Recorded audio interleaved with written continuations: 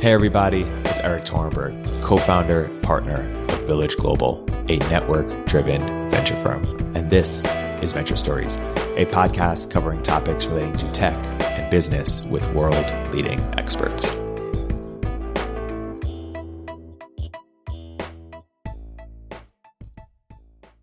Hey everybody, welcome to another episode of Village Global's Venture Stories. I'm here today joined by two very special guests, my co-founder at Village, Ann Duane, and Mercedes Bent, partner at Lightspeed. Mercedes, Ann, welcome to the podcast. Thanks for having us. Great to be here. So, Ann, I brought you on to co-host because of your deep edtech background, having started Cinch, and it sold to Chegg, where you were chief business officer, and then you were a venture capitalist in the edtech space at GSV before helping start Village with myself and Ben. And Mercedes, you've also worked quite a bit in edtech at General Assembly beforehand and are now focusing on it, among other things, at Lightspeed. Mercedes, by way of introduction, I want to get into a number of your posts today, but why don't you talk about your background in terms of how you became so passionate about this topic and why you wanted to focus on it? It's a great question. I think there's the personal side and the business side. On the personal side, I have come from a family of educators for a long time. My grandparents were professors at HBCUs in Virginia, and my mom was also a professor at a community college. And so my family always had this thought that education is the great equalizer. And they were like, this is how we're going to get ahead as a family. And it's so important to invest in it. And so that was always kind of in my head. And then on the professional side, I started working at General Assembly in 2012. I wasn't intending to, go into ed tech at that time. I actually was working at Goldman. I was trying to get a job in product management. Nobody wanted to hire me coming from financial analyst doing trading to be a product manager. Looking back on it, I guess I kind of see why. But, I said, okay, fine. I can't get this job I'm looking for. I remember I was interviewing at Square and PayPal. And I was like, let me, go to GA. And as an employee, I will also get to take their classes for free. And then I'll, go and leave and join a real tech company a year later. And of course, 5 years later, I was still there. So, I kind of fell in love with the mission and how they were changing and transforming lives. And I've been in the space ever since. I've been there. I worked at another startup that was also focused on ed tech and virtual reality. I did a master's in education. And for the last few years, I've been investing in the field. Talk a little bit about General Assembly, right? Because it's such an interesting company in that it explored different avenues at different times, and it was very ahead of its time in a number of different ways. There are lots of companies that are coming out now that are sort of doing things that General Assembly pioneered in some ways. Talk a little bit about what the edtech space has learned from General Assembly. It's funny because I especially with the Coursera IPO recently, there was a number of companies that emerged in that 2010 to 2012, 2013 era. And actually broadly, if you look at tech, there were a lot of really interesting companies that came from that time frame. But I think that same is true in the learning space and the ed tech, specifically career mobility. There were the boot camps, and then there were the, MOOCs, the massive online open courses. And of course, where Ann's worked in the past, Chegg, those companies had been around even before that. And I think that tutoring companies were another large set that also got pretty big in the last decade. I think the last decade was really focused on skills training and development from an adult education career mobility perspective. And it was very focused on 21st century skills, tech skills. And that we see it, the evolution of that. A lot of them improved their models. The in-person boot camps went online, and the MOOCs, which, were originally kind of more university classes, have done a lot more innovation partnering with corporations and having better, kind of skills focus. That's a little bit more corporate. But I think that what that's kind of led to now is we have a whole new decade of education companies ahead of us. I'm not sure exactly what the new categories are going to be called yet, but I feel like I'm starting to see them. I'm seeing a lot of these, more Gen Z focused learning companies that really take community and social, and kind of like this authentic understanding of not just what are the skills I need to learn, but what does the whole company I want to work at have to kind of provide me. And they're really thinking about it in a different way. So right now I just kind of call them like, I don't know, the 2020s or the Gen Z kind of, I hate to say Gen Z because they're not all focused at Gen Z, but kind of more of this social community driven education, career skills landscape. So I'm excited to see where those go. Yeah, I want to get into that as well as some of the other sort of subspaces within EdTech.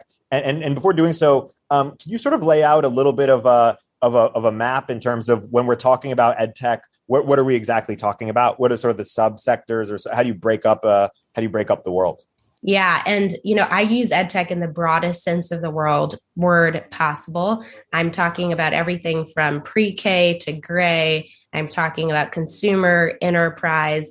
I'm not talking about just K-12 school sales, which is, I think, in a weird way, when people hear EdTech, they think that's what it is. But to me, it's just the fastest way to say everything that involves learning technology. And so education technology, I've almost started to think I should call it learning tech, like learn tech instead of ed tech, because then maybe that'll help people's minds flip a little bit more to it's everything. But starting at pre-K to grade, that's, early childhood education, then thinking about K-12. And K-12 isn't such a massive time frame. Really, you have to break it down into kind of like K through 4, 5 through 8, 9 through 12. And then there's university or post-secondary education.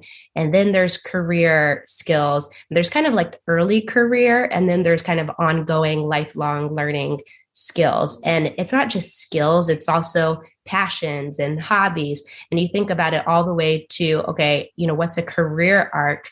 I start with discovery. I then go into kind of learning. Then I actually try and get hired. Then I perform on the job, and then I transition off of the job. So when everything career skills onward, there's also all of these smaller microcosms of career learning stages as well, and companies that are serving, every touch point of that journey. So like a Guild Education is doing a bunch of different steps, but with their new outplacement product, they're working on the transferring and the transitioning from one career to another.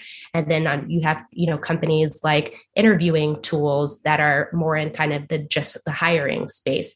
So there's a wide breadth of things that I consider ed tech. And even some of it is probably a little bit more accurately like HR tech. So ed tech is hot now for the last... Finally. Yeah, right. So for the last decade or so or something, it hasn't been, and people have been dubious for a number of different reasons. One, I think it's hard to sell to schools. It was, and so when you give a little bit of historical overview, like if you put, if you have it in certain phases of ed tech, what were the sort of different inflection points? Why don't you give us a little bit of the history here? So yeah, it's a good question. I mean, how far back do we start? So in which category? Because I actually did this exercise a couple of months ago where I was trying to look at for each of the subsectors, like broadly for K-12, early childhood, higher education, and career skills, what have been the developments over the last 3 decades.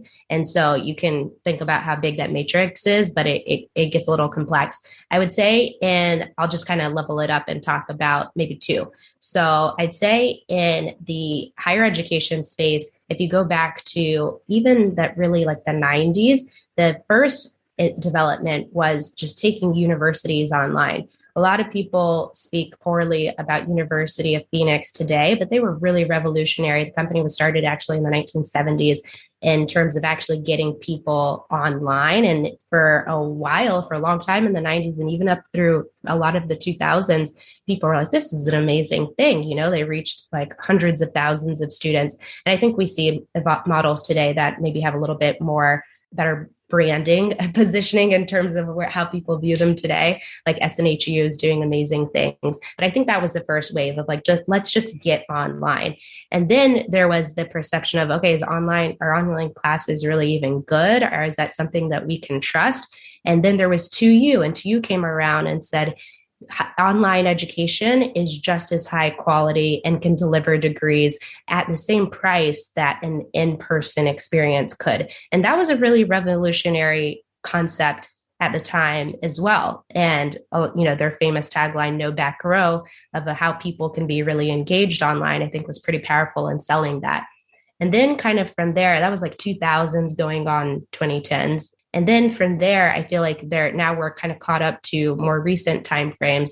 The 2010s of higher education were the MOOCs, really. I mean, the disruptive idea of, let's take all of your classes and let's make it accessible to everyone. So accessibility is a theme throughout all three of those. Accessibility was a theme with the University of Phoenix. It was a theme with 2U, and it's a theme with the MOOCs. But at the same time, you also probably saw the cost, coming down for a lot of those. And so now, Coursera just went public, and you can get a fully online degree for, 20,000, 22,000 on there. So I think that's one in just higher education.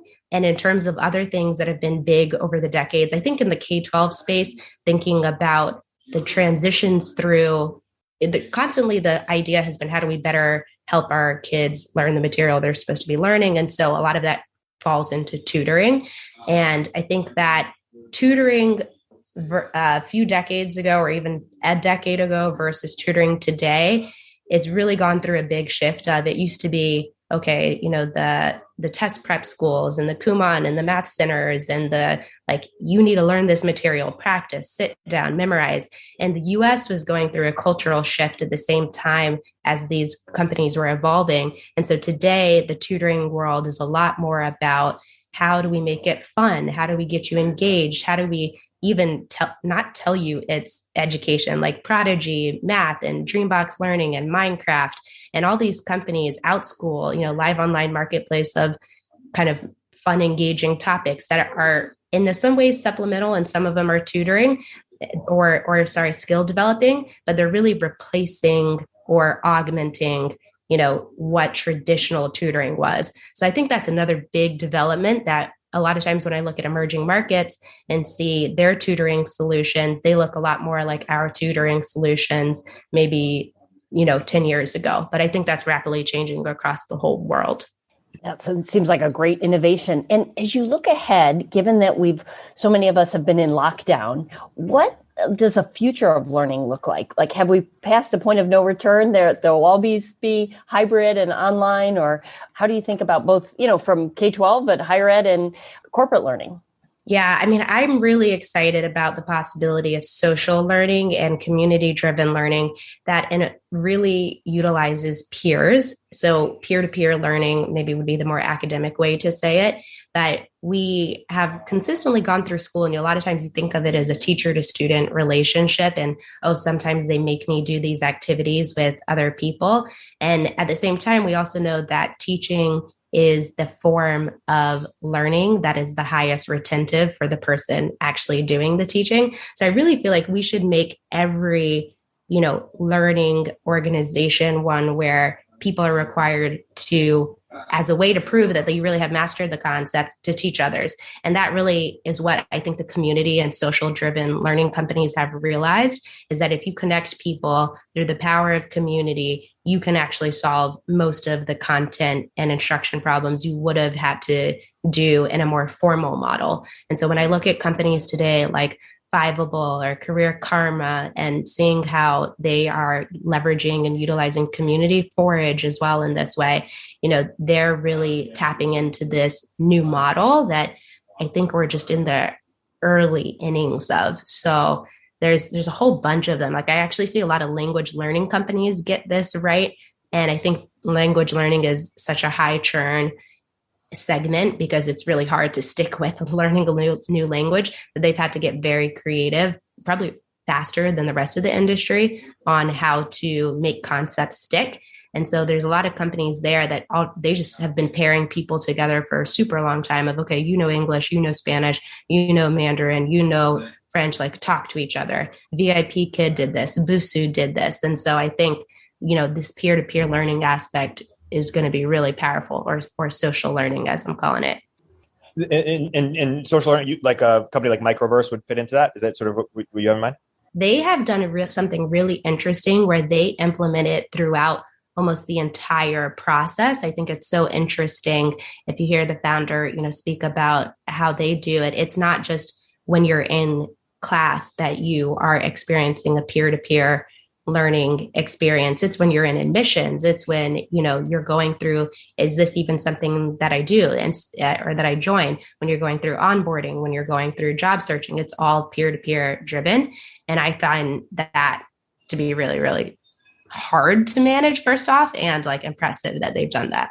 Because one thing, just I was going to say, because one thing there, like one of the issues with peer-to-peer learning and trying to make it work and trying to drive community-driven learning is that if you're very explicit about it, sometimes people can say, well, like, especially if they're paying, like I'm paying to be in this learning experience and you're asking someone else to do the teaching to me. Like we're so conditioned from school to be like, where is the like professor, or whereas like the value I'm getting out of it. And you do it in a more informal setting, like online where there's a community, then you have to work really hard to structure the information in a way that's useful and doesn't trend towards, negative or not being productive content in the first place. So it's a really hard model to manage correctly.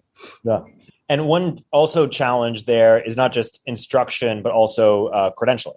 In the sense, there was this survey where someone asked like Georgetown students if they would rather, have learned nothing but get the degree from Georgetown, or like learn a lot but get no degree. And then a bunch of them chose the degree, which seems fairly obvious in some sense, just based on how valuable that sort of credential is. What do you think about the future of credentials? Well, this has been a really interesting year for the future of credentials. I would say generally I've been not very optimistic that we will move far off of traditional credentials, because people have been talking about unbundling the university for decades and we haven't really successfully done it. And everyone says, well, this is going to be the year that all the colleges close. And it never is. And I think just the staying power of a degree is so powerful, especially in a country like America, where we don't have any other way really to skip social class except for maybe like just becoming really rich and money. And that happens to so few people. Education is one of the only ways to really move your life up in a predictable way. And so it's because of these systems. We don't have royalty. We don't have, the caste system or different things like this that tell you where you're supposed to be. And so it's interesting. I think this year was really interesting because finally, when we went on Zoom, we were all confronted with a reality I think most of us already knew, but now it's kind of in your face and you can't not see it. The veil's been lifted of, okay, I'm still paying $50,000 a year for what quality of an online Zoom class? And so this has definitely been reflected in the data. It was the first year this year that tuition inflation crept to basically a halt. Tuition inflation for the past, 20, 30 years has been ranging between 2 and 8% every year. It outpaces every other product we have in the country in terms of the pace of inflation. And this year it was 0.1% growth. So basically every college went and stopped, it's not worth it. And they froze the tuitions because they knew the value of the credential was at risk if they didn't kind of stop. And so this is a big reckoning that I think, and then the SATs also became optional this year. And so those two things are two really big signals, leading indicators to me that maybe we might be slightly closer to having new credentials than we ever have been before. But a lot of people have tried to create, especially the SAT of engineering or the SAT of digital marketing and these new skills. I think that it's really hard for especially a profit-seeking organization to credibly put forward those standards and have them adopted by everybody else.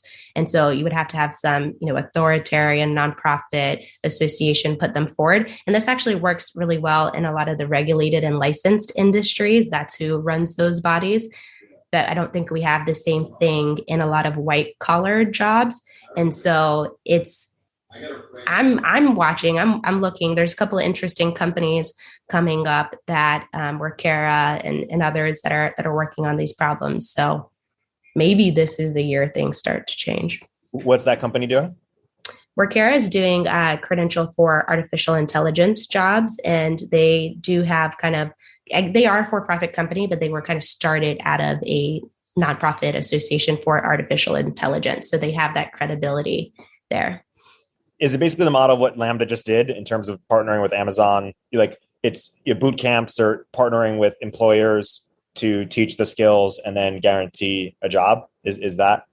It's a credential that is separate from instruction. So it's a credential just of its own in terms of there are places where you can within, I believe in their platform, there are ways you can learn, and they partner with companies, but they really assess skill level and then credentialize it. So more closer to like competency-based education of like, you didn't study anything, just take the test and tell me what you got.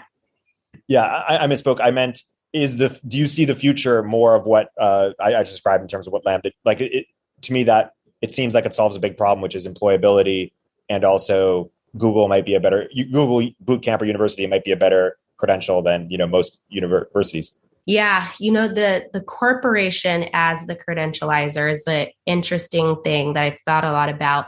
And I think in some ways, because a lot of people have said, why haven't we had, I wrote about this last year, why haven't we had more like the Google University for ad engines or something, or the Facebook University for digital marketing? You could major in digital marketing at Facebook. Probably a really good like place. And why have these companies not created these universities? Why is not a startup? I mean, lots of startups have tried to partner with them to build kind of something authoritative, but I don't think that they're really going to lend their brand to the level that it would actually be like the name of a university. They're happy to have it be partnerships with others institutions. And another argument someone said to me about this was, well, think about like the oldest brands in the university space. They've been around for thousands of years, 400, 500 years. They've been around much longer than any company has ever been around. And would consumers want their degree from an institution that's been around for like 10 years? And I don't know. I mean, we constantly are asking ourselves this all the time, but I do think there's going to be micro credentials and there's still going to be the degree.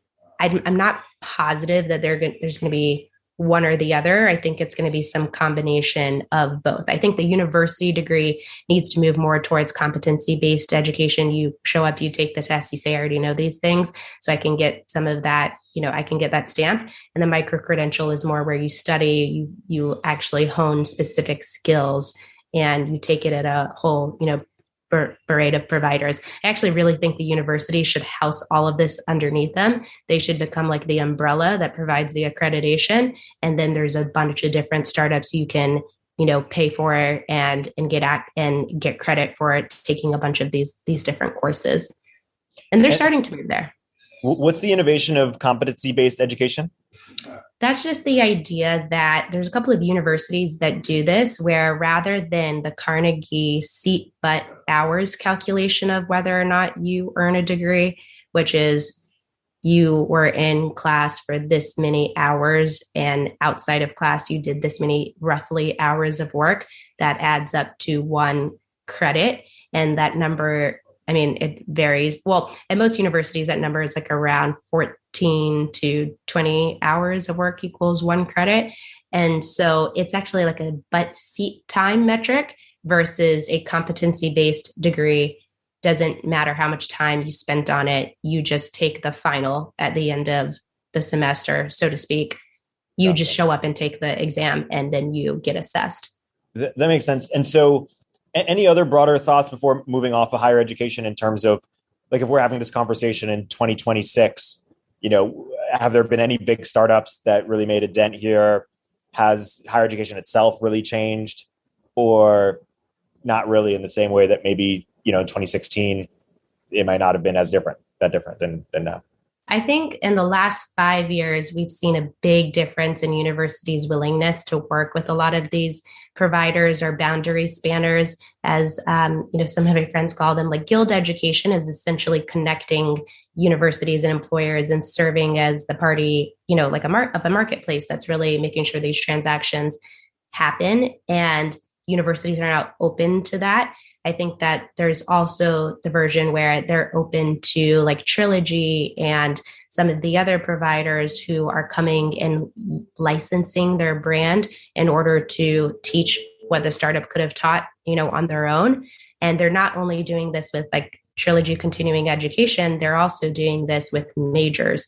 And so there's a number of companies now starting to actually say, hey, let's plug and play your entire computer science department, or let's plug and play your entire digital marketing department. I tried working on this when I was at General Assembly more like 7 years ago, and it wasn't so palatable. People didn't really love the idea, but now I'm seeing like quite a few startups, Podium and others, take off, doing this model. So I think in 5 years from now that we will see even further versions of that. I think the two manifestations of it will be you'll go to a university and you'll end up taking most of your classes from startups that gave credit through the university. And the other version of it is you go to work, you're working at your employer, and you're able to take a bunch of university classes that you earn and eventually get your degree while working at your employer. Yeah. And we started this conversation, you talked about sort of Gen Z community, the sort of new category. Talk about what's happening in that category and what types of startups you're looking for there, or where you see that going. In that area, I'm interested in companies that, once again, to this kind of like social and community driven experience, are really thinking through how do they leverage the authenticity of a community to really share teachings and learnings. And so, and they also are just bringing a new type of product experience. When I look at companies like Fiveable, they iterated and on the kind of tutoring or SAT prep experience by making these live cram sessions. And they're kind of giving nods to, the experiential event space of put everyone together, the heightened emotions, sense of presence, making people feel like, wow, we're all in here, this together, we can do this together. And that's really what's driving some of the learning. So I think there's companies like that are doing something interesting. When I think of some of the other ones, like Forage is really working on, okay, I'm looking to discover what career I might be interested in, and how do I do that in a social, community-driven way, not just most of that today. I mean, when you think about how you would do it in the offline world, you would ask a bunch of people, you would call like your friends or, people when you were at university, you would ask the seniors, like, what's some good jobs or industries I should be thinking about? And so how do you put that experience more online? And, they'll tell you, and the seniors will tell you, like, you need to go intern here, come job shadow me here, do something like this. And so that kind of like try before you buy style of community driven career experience is something Forage is working on. And I think that's really, really interesting. What have we not talked about within EdTech that's in your request for startups list that you're, and I'll ask Anne the same question. I think someone really needs to, if you look at TikTok, one of the most popular forms of content on there is this career education, where people are talking about self-development and how they're, learning skills and what their job is like. And that all lives on a social media platform. I'm really kind of surprised someone hasn't yet taken that and, made that into like a very UGC driven community career discovery platform. So that's one area I think is really interesting. Another area I'm looking at is the idea, and there's a couple of companies working on this, but modular online AP courses for credit. So kind of the idea of most students in the US go to public school. I went to public school, and at a lot of public schools, there's not that many AP courses offered. You're like, you want to get ahead, that those are the classes that good colleges are looking at, but maybe the AP computer science isn't offered at your school. It wasn't offered at mine. And, maybe you can only take 2 or 3, but what if you could take that one class online, just that specific one, pay amount, and it's actually accredited. And then you can put it on your transcript when you go to college. So I think that's another really big space too, because the college market is only getting more and more competitive. And I think that you kind of have K-12 doing some of this, and then you have the private, high schools, but they're more, you have to take their entire package And so I think this modular thing is something a couple interesting companies are working on. The Mill, Crimson Academy are working on this. But that's another big one that I'm looking at. And then I'm trying to think what's the other categories I'm excited about right now. I feel like I'm constantly excited by education marketplaces. I feel like there should be a ubiquitous childcare marketplace that it's like the thing that everyone uses for drop-in childcare within your neighborhood when you're traveling, for the weekends, for in your neighborhood, at your work. It just feels like there should be that product. And a lot of people have tried to build it over time, but we've never once seen one reach the level of, Airbnb or something like that. So I'm constantly on the hunt for that too. Yeah, that's cool. You had one of your trends that you were excited about was consumer K-12 models that address the growing parent wallet share for supplemental learning. Is this sort of within that idea or adjacent to it? This is actually separate from that. So that is like the last year we had a ton of explosion in parent spend in the United States on discretionary education spend. Now, that was just not something we really did as a country compared to, especially if you look at a lot of the Asian countries, Korea and China and Japan, they just had such a higher amount. It was like 20-30% of discretionary income was spent on your child's education. And no wonder they have the largest valued education companies in the whole world.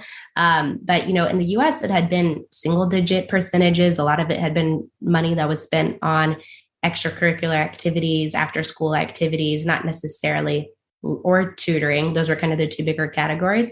But in the past year, because parents also saw for the first time what their kids were actually doing at school all day long, they were like, oh my goodness, the black box of school has been unveiled and we need to help. We need to supplement and add more things in there. And so companies like Class Dojo and OutSchool and, Prodigy and Roblox. I mean, Roblox, maybe not exactly directly educational, but they're in many ways educational. I think that parents were like, okay, there's value. I need to be spending money on these platforms because, one, it's babysitting. It helps your kid not be on your Zoom call every single time.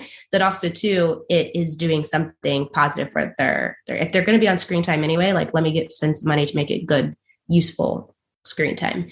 So that has been a big trend that I'm still waiting to see if it reverses, but it was very shocking. And it meant all of a sudden, all these companies who, for a lot of them, had been B2B or, B to school, K-12 companies before, could actually turn on a parent monetization model and really make money from it in a way that previously they would have not thought of.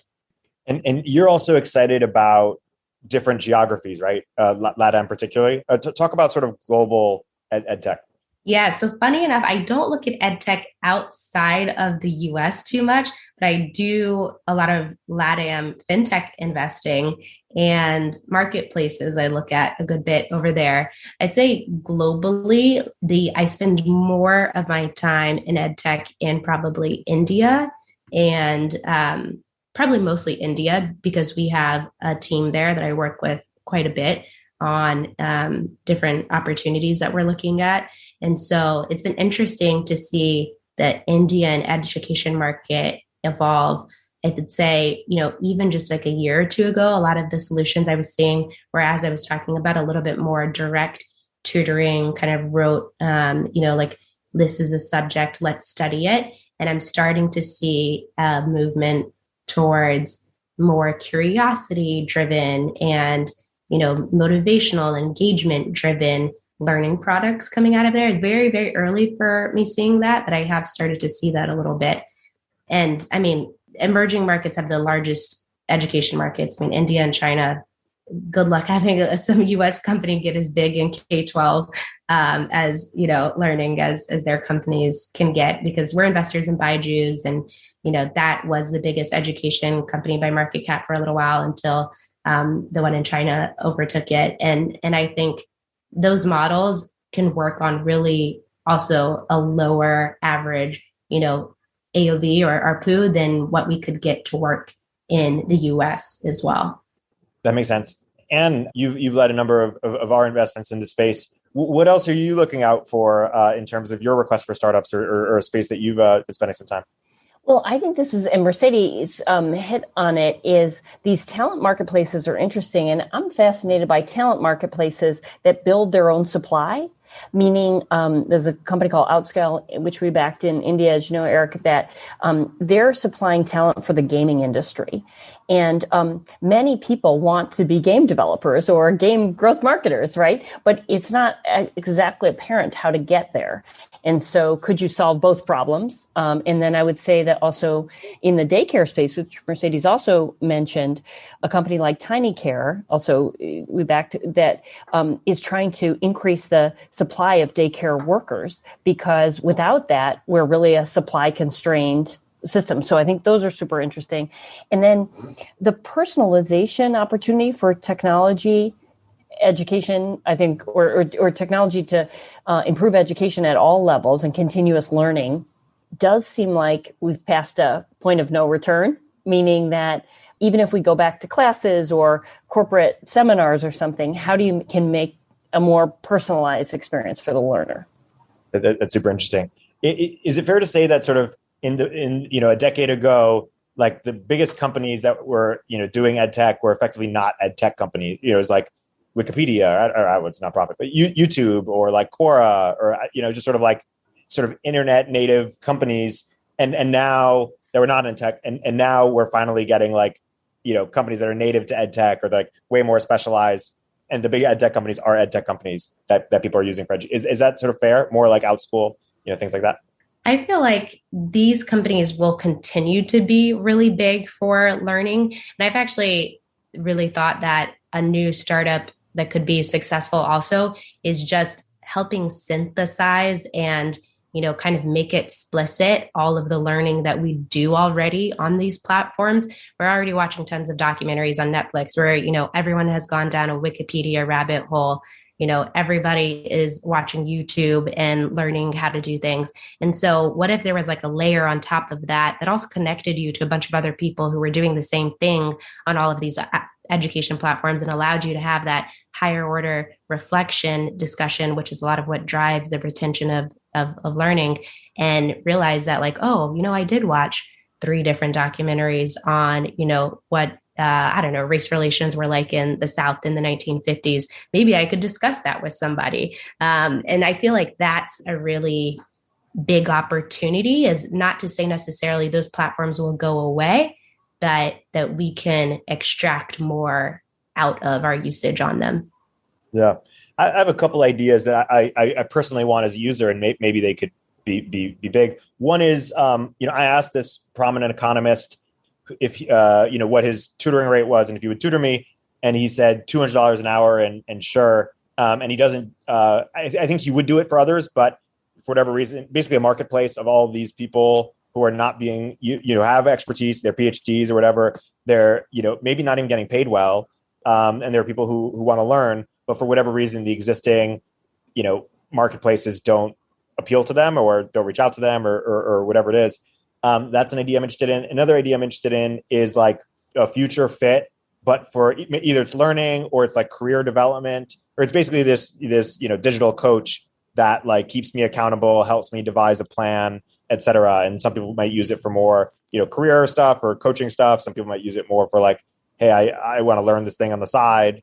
Yeah, those are a couple of ideas.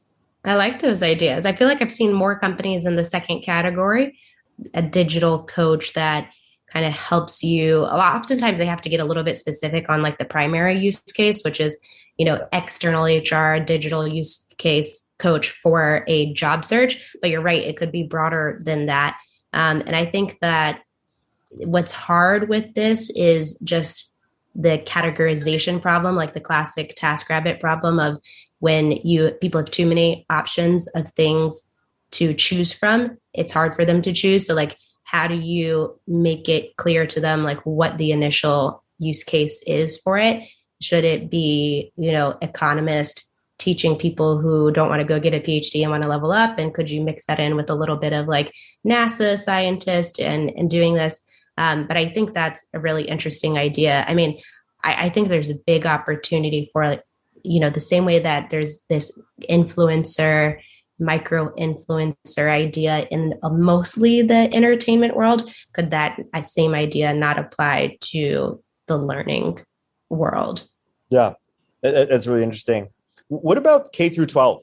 And I have two questions that are related. One is sort of, was alt school ahead of its time? Or like, where are we seeing interesting, innovation there, or where could we? Alt school, I think, was definitely at the right time. And, before the pandemic happened, I mean, it was really interesting how they started with homeschoolers as their initial, Sorry, I meant alt school. Alt school. Yeah, okay. Alt school is a question, of course. Yeah. I was like, I think it's a great time. Alt school is a little before its time. And I think it's really hard to say in any short term, medium term, even long term, that teachers are not going to be part of a early childhood learning experience in some way. I think that, it's different for adults. I think adult education, there's a lot of different ways we could go. But, when the pandemic showed us that a lot of K-12 school is just daycare and socialization and kids getting to see each other and, also being able to be a little bit challenged and help them move forward. I think we would have to move into a world where probably more from like a gaming entry point, kids are much more interactive and engaged online, and then layer some education on top of that. And then maybe that's how there aren't teachers. But I think going the like traditional school route and saying no teachers was a little bit hard to start.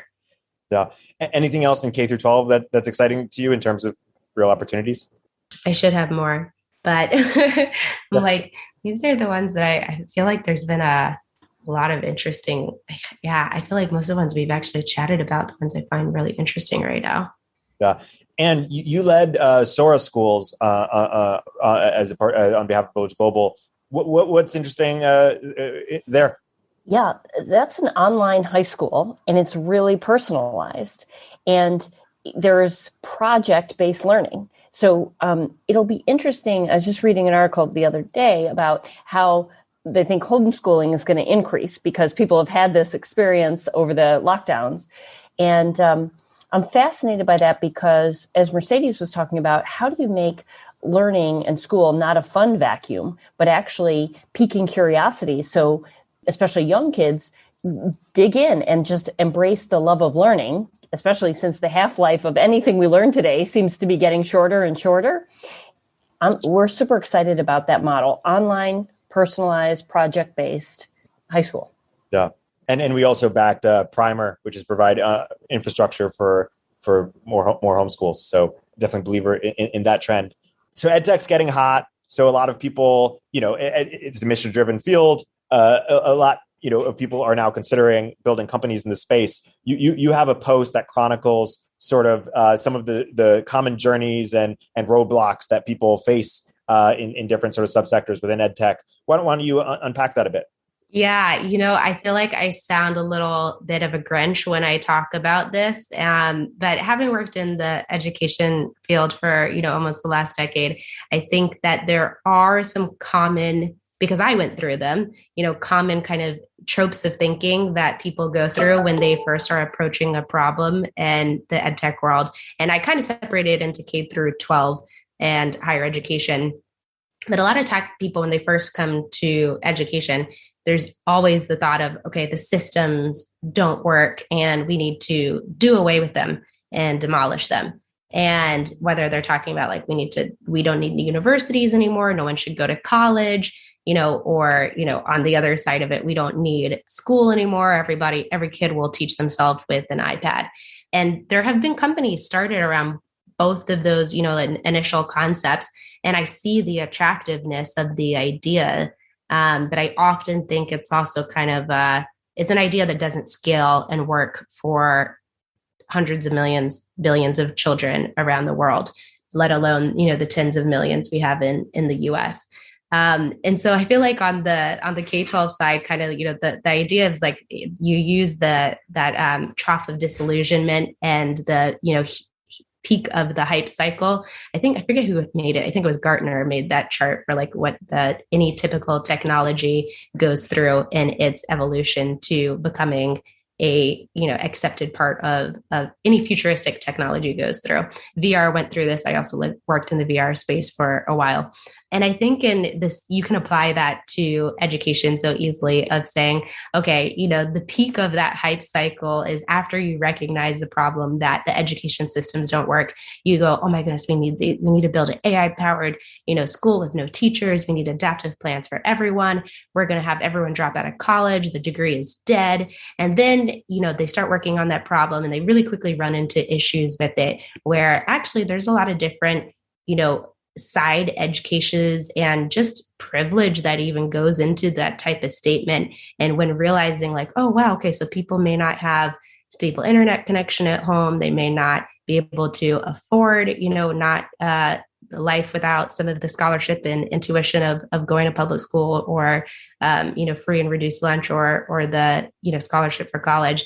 And maybe they don't have a computer and maybe actually their reading and writing skills are not strong enough to actually be able to, do all of it. There's so many different, points run to. Maybe we run into learning disabilities, which actually affect a very large percentage of, the population. So maybe that doesn't work for, or maybe just their motivation and interest, like they have ADHD and they just can't focus on it for too long. So there's all these different issues people run into. And normally also they run into a market size problem where there's a lot of just traditional beliefs about the value of the degree or the value of going to school. And it's like, this is crazy. You want me to do what? And so their market size looks like it went from the entire world to like a very, very small early adopter market size very quickly. And so then this is as you're coming down into the trough of disillusionment.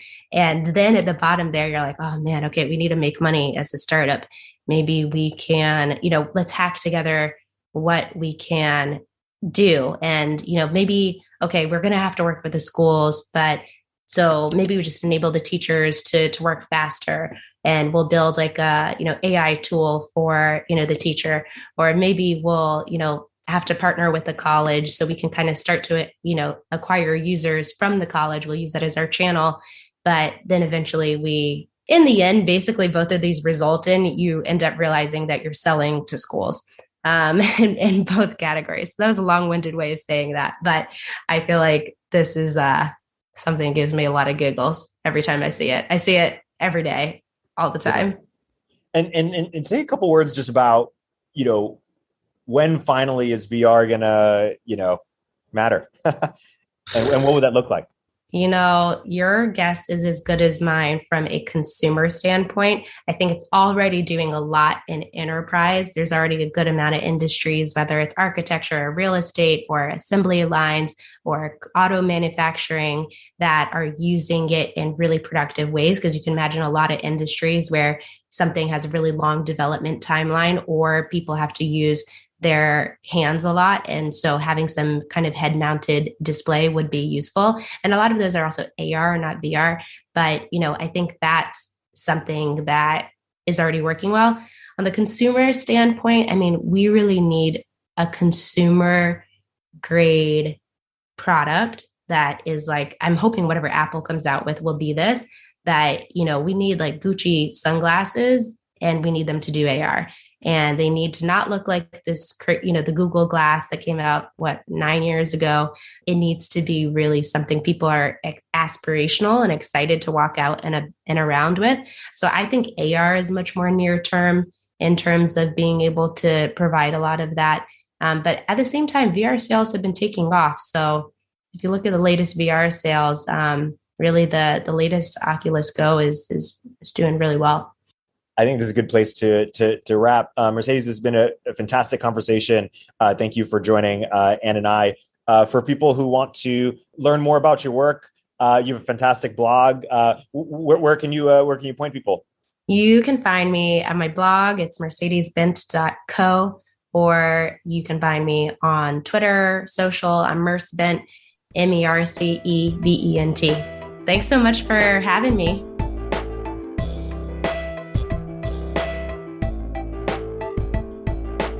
If you're an early stage entrepreneur, we'd love to hear from you. check us out at villageglobal.vc.